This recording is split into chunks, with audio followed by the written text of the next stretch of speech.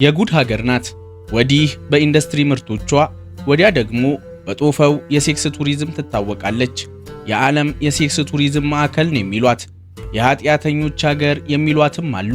ቆየት ብለን በወፍ በረር የምናሳያችሁ አስከፊ ተግባራቶች ይፈጸሙባታል።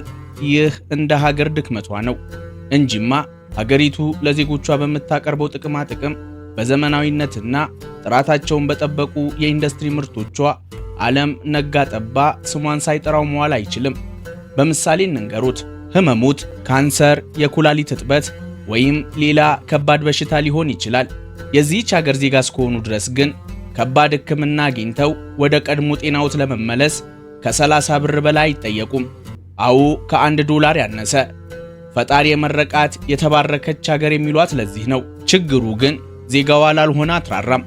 በእርግጥ ከሌላው ሀገር አንጻር ሲታይ ለማንኛውም ሰው ቢሆን ለምታቀርበው የተራቀቀ ሕክምና የምትጠይቀው ዋጋ እጅግ ተመጣጣኝ ነው።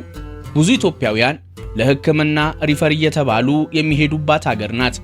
ሀገሪቱ በዓለም አቀፍ ደረጃ እጅግ በላቁና ዘመናዊ በሆኑ ሆስፒታሎቿ ትታወቃለች።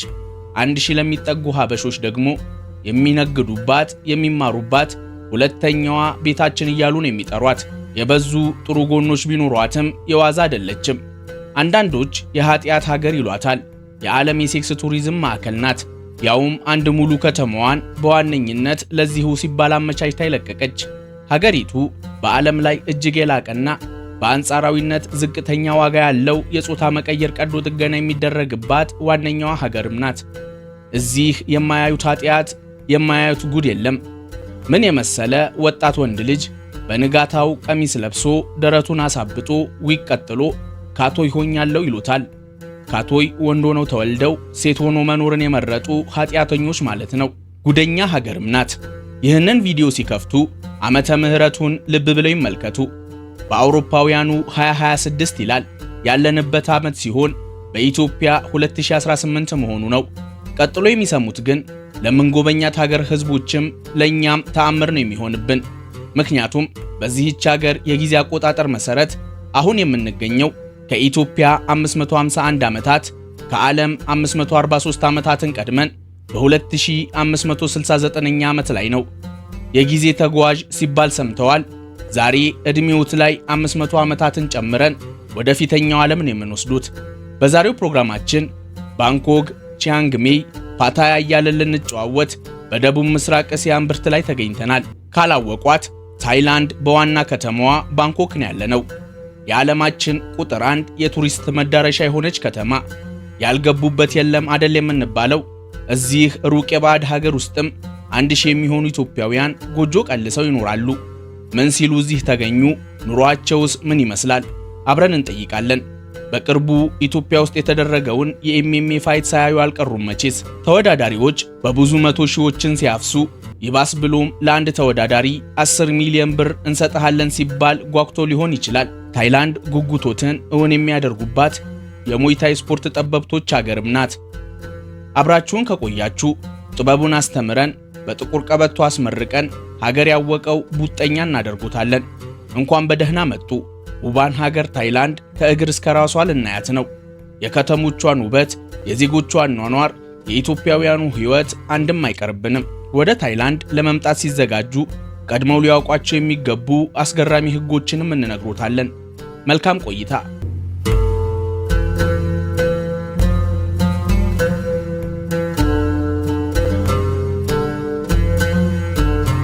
በደቡብ ምስራቅ እስያ የምትገኝ ሀገር ናት።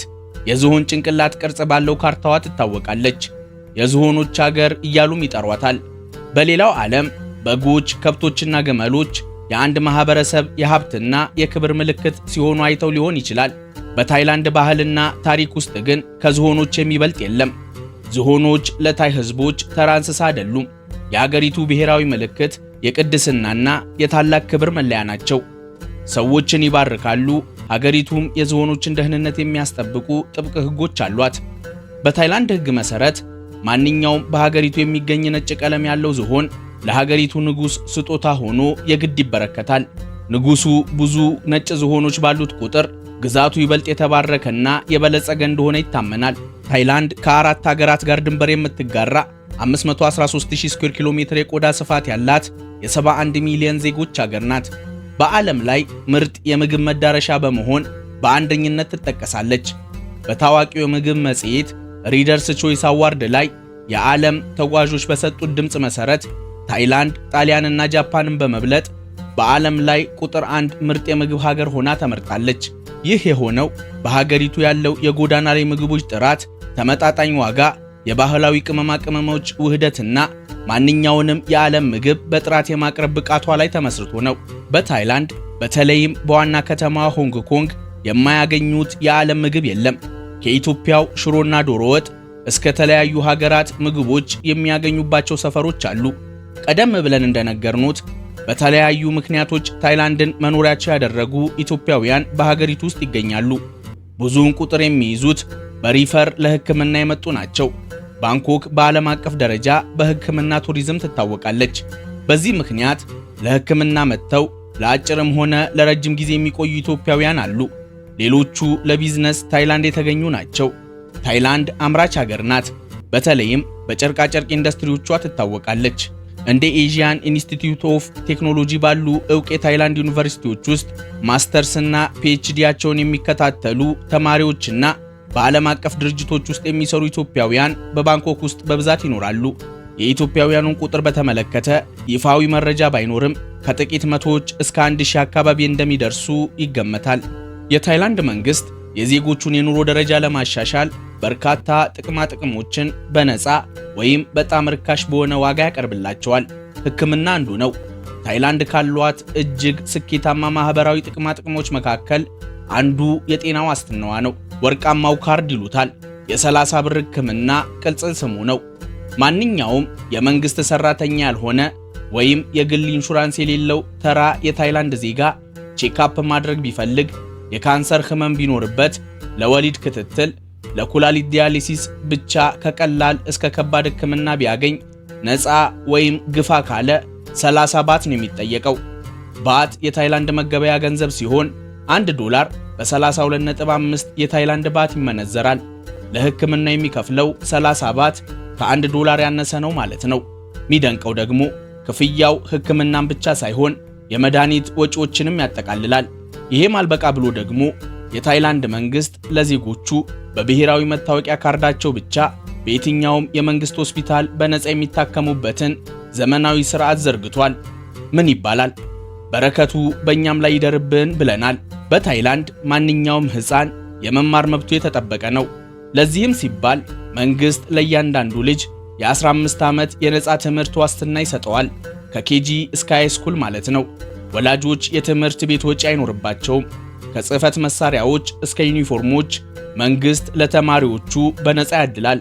ለአንደኛ ደረጃ ተማሪዎች ደግሞ ትምህርት ቤቱ ነፃ ምግብና ወተት በየቀኑ ያቀርብላቸዋል። አነስተኛ ገቢ ያሉት የታይላንድ ዜጋና ዕድሜዎት ከ60 ዓመት በላይ የሆነ አዛውንት ከሆኑ ምንም አይነት ቅድመ ሁኔታ ሳይጠየቁ በየወሩ የመንግስት የገንዘብ ድጋፍ ያገኛሉ። ገንዘቡ እንደ ዕድሜዎት ከ600 እስከ 1000 ባት ይደርሳል። ከ3000 ብር እስከ 5000 ብር ማለት ነው። ታይዋን ዓለማችን ላይ ዝቅተኛ የሥራ አጥ ዜጋ ቁጥር ካላቸው ሀገራት አንዷ ናት። አይበለውና አንድ ዜጋዋ ሥራ ቢያጣ ግን መንግስት በየወረዳው የነፃ ሙያ ስልጠና ማዕከላትን ገንብቷል። ሥራ ያጣ ሰው ወደ እነዚህ የሙያ መሰልጠኛዎች ጎራ ብሎ የኮምፒውተር ጥገና፣ የምግብ ማብሰል ሙያ፣ የሆቴል ሥራ፣ የልብስ ስፌት ስልጠናዎችን በነፃ በመውሰድ የራሱን የሙያ ሥራ መጀመር ይችላል። ለዚህም ሳይሆን አይቀርም ታይላንድ ላንድ ኦፍ ስማይልስ ወይም የፈገግታ ምድር የምትባለው። ችግሩ ግን ሲሰጥ ሁሉን አሟልቶ አይሰጥም። ይህንን ሁሉ ነፃ ጥቅማ ጥቅም የምታቀርበው ሀገር ዜጎቿ በከፍተኛ ፍጥነት እያረጁባት ይገኛል። የታይላንድ ሕዝብ አማካኝ ዕድሜ 41 ዓመት ነው። የዓለም ሕዝብ አማካኝ ዕድሜ 31 መሆኑን ልብ ያድርጉ። በእንቅርት ላይ ሲሆንባት ደግሞ የወሊድ መጠኑ በጣም ቀንሶባታል። አንድ የታይላንድ ሴት በዕድሜ ዘመኗ በአማካኝ ከአንድ ልጅ በላይ አትወልድም። በዚህ ምክንያት ከታይላንድ ጠቅላላ ሕዝብ ከ75 ከመቶ በላይ የሚሆነው ዕድሜው ከ65 ዓመት በላይ የሆነ አዛውንት ነው።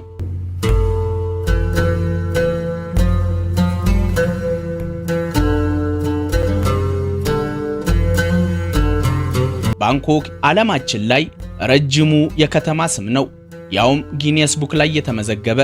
165 ፊደላት አሉት። ስሟ ሲጻፍ ይህንን ይመስላል። ትርጉሙም እንደሚከተለው ነው። ልብ ያድርጉ፣ ይህ ደብዳቤ ሳይሆን የከተማ ስም ነው።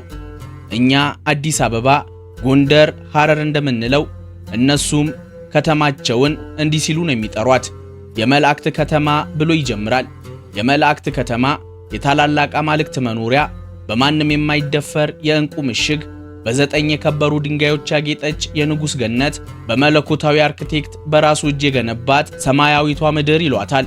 ይህ አንድ ሙዚቀኛ ስለ ሀገር የተቀኘው ስንኝ ሳይሆን የከተማ ስም ነው። እኛን የጨነቀን በጉብኝታችን መሃል ደግመን ስሟን መጥራት ቢያስፈልገን ይህንን ሁሉ ስም እንዴት ልንጠራው ነው የሚለው ነው። በእርግጥ ይህ የመዝገብ ስሟ እንጂ የሀገሬው ሕዝብ የስሟን የመጀመሪያ ቃል ወስዶ ክሩንግ ቴፕ እያለ ነው የሚጠራት። የመላእክት ከተማ እንደማለት ነው። እኛ ግን ዓለም በሚጠራት ባንኮክ እያለን እንቀጥላለን። ከተማዋ ዛሬ የቅንጦት መዲና፣ የቅዱሳን ማዕከል ከመሆኗ በፊት በወንዝ ዳርቻ ላይ ያለች ትንሽ የዓሣ አጥማጆች መንደር ነበረች። በወይራ ዛፎቿ ትታወቃለች። ባንኮክ የሚለው ስሟም ከዚሁ የመጣ ነው። ባንግ በታይኛ መንደር ማለት ሲሆን ኮክ ወይም ማኮክ ማለት ደግሞ ወይራ ማለት ነው። ልብ ያድርጉ፣ ከተማዋ ባንኮክ የሚለው ስሟን ሽራ ቅድም በነገርኖት ረጅም ስሟ መጠራት የጀመረችው ያኔ በፈረንጆቹ 1782 ጀምሮ ነበር። ይሁንና ግን ዓለም ቀለል አድርጎ እንዲጠራት ሲባል ባንኮክ የከተማዋ ቅጽል ስም ሆኗል። ባንኮክ የታይላንድ ዋና ከተማ ናት።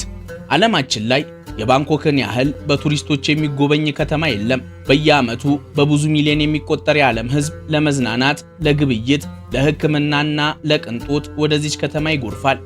ባንኮክ በየዓመቱ በምታስተናግደው የቱሪስት ቁጥር በዓለም አንደኛ ናት። በዓመት ከ32 ሚሊዮን በላይ ሰዎችን ታስተናግዳለች። ልብ ያድርጉ፣ ባንኮክ ውስጥ መታወቂያ አግኝተው በይፋ ተመዝግበው የሚኖሩ ሰዎች ቁጥር 5.4 ሚሊዮን ብቻ ነው። ቱሪስቶች ከተማዋን የዓለም የጎዳና ላይ ምግብ ንጉሥ ነው የሚሏት። እዚህ በየመንገዱ የሚያገኙት ምግብ ጣዕም በሌላው ዓለም በ3 እና በባለ 5 ኮከብ ሆቴሎች ላይ ነው የሚገኘው። በዛ ላይ ባንኮክ ቅንጡ ከሚባሉ የአውሮፓ ሀገራት ባነሰ ዋጋ ፈታ የሚሉባት ሀገር ናት። ባንኮክ ለምግብ ብቻ ሳይሆን ለግብይትም ገነት የሆነች ሀገር ነች። ከትንንሽ ባህላዊ ገበያዎች እስከ ዓለም አቀፍ ግዙፍ የገበያ ማዕከላትን በየአይነቱ ይዛለች። ቻቱቻክ ዊኬንድ ማርኬት ከ15000 በላይ ትንንሽ ሱቆች የሚሳተፉበት ዓለማችን ላይ ካሉ ትልልቅ ክፍት የገበያ ማዕከላት አንዱ ነው። እዚህ ልብስ፣ የእጅ ጥበብ ውጤቶች፣ ቅመማ ቅመምና ሌሎችንም ያገኛሉ። ገበያው ቅዳሜና እሁድ ነው የሚቆመው። ባህላዊ ገበያ ምን በወጣኝ ካሉ ደግሞ አይኮንሲየም ወይም ሲያም ፓራጎን አለሉት። በአኳሪየም ያጌጡ ቅንጡ ብራንዶችና ካፌዎችን የያዙ ግዙፍ ዘመናዊ ገበያ ማዕከሎች ናቸው። ባንኮክ የተገኙት ፈታ ለማለት ከሆነ እንኳን በደህና መጡ። በምሽት ሕይወቷ የምትታወቅ እንኳን መሬት ላይ በሰማይ ጠቀስ ፎቆቿ ጣሪያ ላይ ባር የገነባች የቅንጦት ከተማ ናት። ታይላንዳውያን ግን ባንኮክን ቅድስት ከተማ እያሉን የሚጠሯት ለቁጥር የበዙ በወርቅ የተለበጡ የቡድሃ ቤተ መቅደሶችን ይዛለች። ባንኮክ ከሆኑ ለትራንስፖርት አይጨነቁም። ታክሲና ባሶች በገፍ ቢኖሩም የከተማዋ አንዱ መለያ የትራፊክ መጨናነቅ ነውና ይቅርቦት። ባይሆን ለአጭር ርቀት ጉዞዎት ቱክቱኮችን ይጠቀሙ። ባለ 3 እግር እኛ ባጃጅ የምንላቸውም ማለት ነው። ከተማዋን ሙሉ እየዞሩ መጎብኘት ከፈለጉ ደግሞ BTS ስካይትሬን አለሎት። ከከተማዋ ትራፊክ ነፃ ሆነው በግዙፍ ሰማይ ጠቀስ ህንፃዎች እያቋረጡ ያሰቡበት የሚያደርሱት ዘመናዊ ፈጣን ባቡር ነው።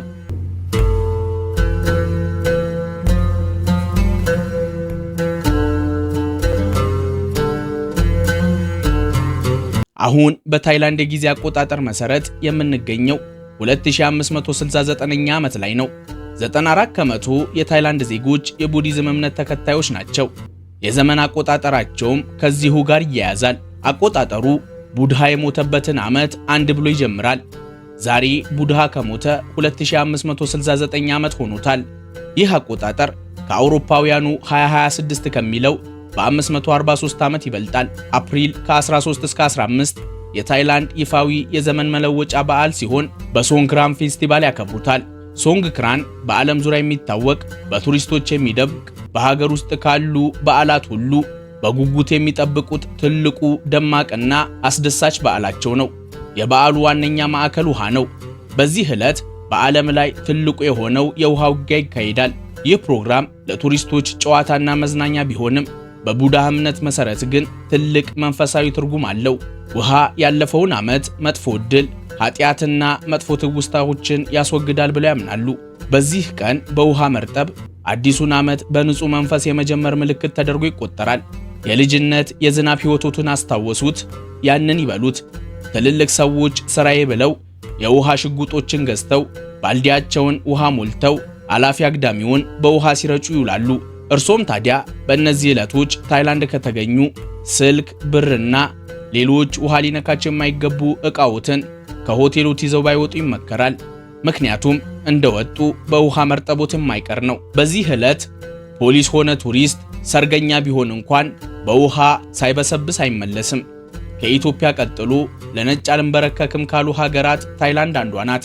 በ19ኛውና በ20ኛው ክፍለ ዘመን መጀመሪያ ላይ መላው የደቡብ ምስራቅ እስያ ሀገራት በፈረንሳይና በእንግሊዝ ቅኝ ግዛት ስር ሲወድቁ ታይላንድ ዕድሜ ለነገስታቶቿ ብልህ ዲፕሎማሲ ይሁንና ነፃነቷን ጠብቃ የቆየች ብቸኛዋ የቀጠናው ሀገር ነች። ንግድን የመሬት ላይ ብቻ ቢዝነስ ማን ያደረገው? ታይላንድ ውስጥ ግን እንዲህም ይነገዳል።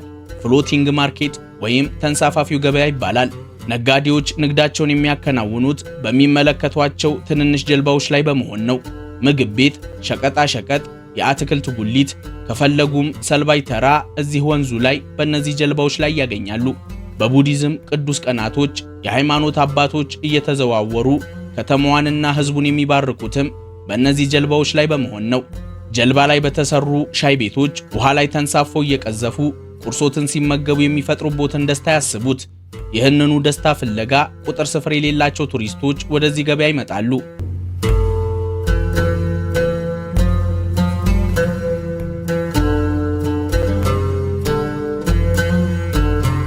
ይህ ሁሉ ድንቅ ሕይወት የያዘችው ታይላንድ መጥፎ ስምም አላት።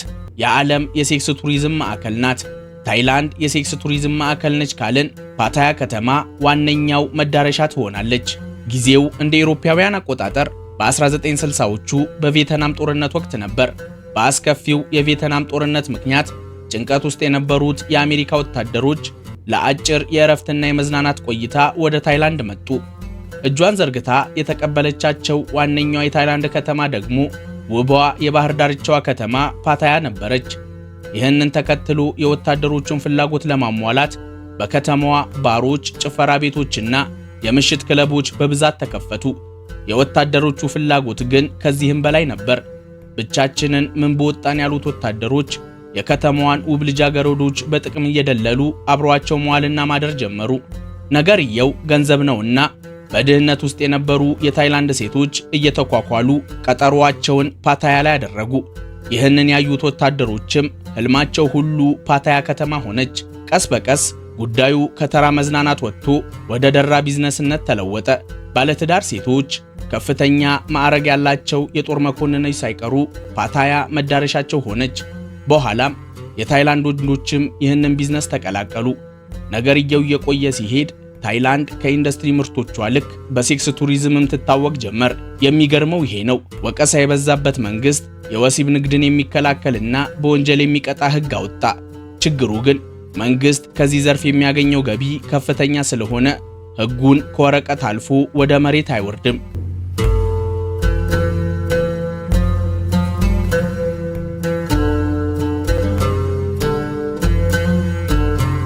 የታይላንድ ኢኮኖሚ በደቡብ ምስራቅ እስያ ከኢንዶኔዥያ ቀጥሎ ሁለተኛው ትልቅ ኢኮኖሚ ነው። ሀገሪቱ በኢንዱስትሪና በቱሪዝም ዘርፍ ከፍተኛ ገቢ የምታገኝ መካከለኛ ገቢ ካላቸው ሀገራት ተርታ ትመደባለች። 580 ቢሊዮን የአሜሪካን ዶላር ጂዲፒ አላት። የአንድ ሰው የነፍስ ወከፍ ገቢ 8110 የአሜሪካን ዶላር ነው። አገልግሎትና ቱሪዝም የሀገሪቱን እስከ 60 ከመቶ የጂዲፒ ድርሻ ይይዛሉ። ኢንዱስትሪና ማኒፋክቸሪንግ ከ30 እስከ 40 ከመቶ፣ ግብርና ከ8 እስከ 10 ከመቶ የኢኮኖሚ ድርሻቸውን ይይዛሉ። ታይላንድ በዓለም ላይ ቀዳሚ ከሆኑ የሩዝ፣ የጎማ፣ የሸንኮራ፣ የኮኮናትና የባህር ምግቦች አምራችና ላኪ ከሆኑ ሀገራት አንዷ ናት። ታይላንድ በደቡብ ምስራቅ እስያ ቀዳሚዋ የመኪናና የመኪና መለዋወጫዎች አምራች ሀገር ነች። በተለይም የፒካፕ መኪናዎችን እያመረተች ለዓለም ገበያ በማቅረብ ትታወቃለች።